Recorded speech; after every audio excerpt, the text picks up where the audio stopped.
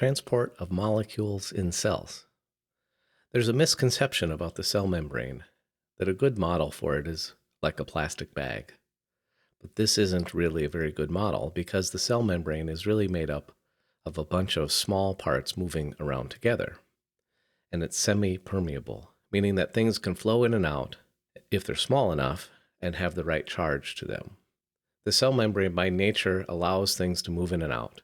If they're small, it doesn't have any control over that. So to talk about this, I'm going to use an analogy and compare the structure of the cell membrane to the process of learning in today's world and as a person in society. So the first thing we're going to talk about is passive transport. And passive transport is the process of learning and going through life, absorbing information that is just surrounding you. The memes from society. A meme is to society as a gene is to our body in biology. So memes are just the ideas that permeate around us, tell us how things are supposed to be in the world, and we just absorb them. The things you learn without even trying, they flow into you, if you will. That's what passive transport is for the cell. It's the things that are surrounding the cell and they flow into the cell.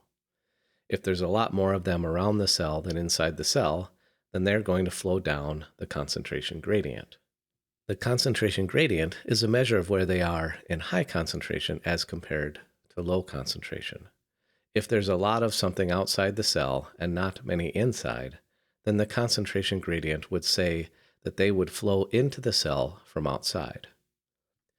You come into this world not knowing a whole lot, and you go through life and those ideas flow into you and you absorb them, just like a cell absorbs things from its environment around it. The passive transport in a cell is not one way. Things flow out of the cell by passive transport too. If there's more molecules concentrated inside the cell than outside the cell, then they will flow outside the cell and they will flow back and forth until they are equalized on both sides. So these are the small molecules, water molecules, oxygen molecules, carbon dioxide molecules, things like that. And there's two terms we use in passive transport. We talk about diffusion and osmosis. They're both passive transport. Osmosis refers to the movement of a solvent, so usually the water molecules, and diffusion refers to the movement of the solute, so the carbon dioxide, the oxygen molecules that are dissolved in a solution. That's one kind of transport. Another kind is facilitated diffusion. And this, like passive transport, happens without requiring any energy, and things are still flowing with the concentration gradients.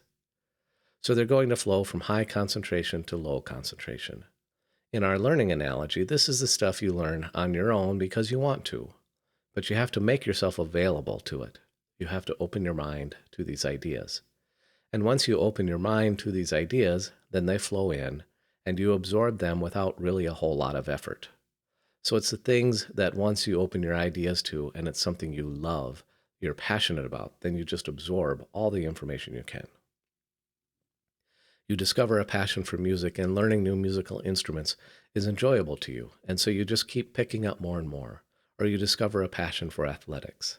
And so learning more about how to play golf is just something that comes naturally to you, and so you just pick up more and more. It's still flowing from high concentration to the low concentration, and it doesn't take any energy. Now in a cell, it uses the facilitated diffusion for moving things that maybe don't flow through the cell membrane through the little holes in the cell membrane easily. And so it has to open up a window or a doorway. And once it opens that, then the things just flow in naturally. So those are the kinds of transport that don't require any energy. Now let's talk about active transport. An active transport is movement of things against the concentration gradient. So it's moving things from low concentration to high concentration. So the opposite direction they would flow.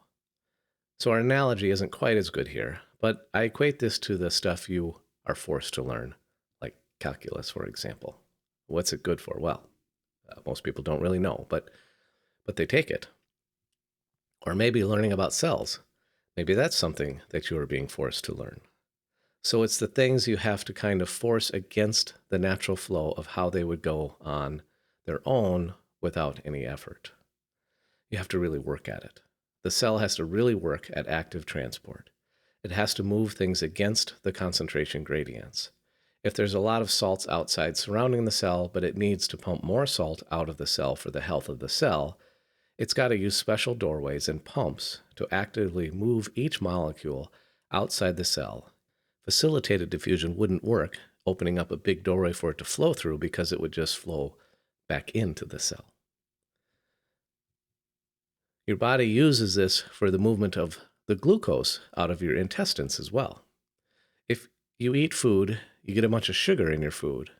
And if you want to get all the sugar out of the intestine and into the bloodstream, if you just use facilitated diffusion and opened up a doorway, the sugar would flow into the bloodstream, but then it would equalize in each side, and only half of it would end up in the blood and out of the intestine. But you want all of it. And so it actually pumps the rest of it against the concentration gradient to get all that sugar into your bloodstream so you can use it for energy.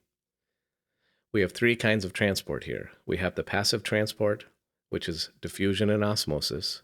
And then we have facilitated diffusion, which is still passive, but moving molecules that maybe are too big to fit through the cracks in the cell membrane. And then we have active transport, which is where the cell will open up a special doorway and actively pump the solvents against the concentration gradient and out of the cell or into the cell. And then the last kind of active transport is where it opens up a really big doorway, and it will engulf something and bring it into the cell, or open up a really big doorway and then shoot it outside the cell, like a really big molecule or a chunk of food, or your white blood cells engulf an entire virus and bring it inside and break it up. So those are the kinds of transport of moving things in and out of the cells.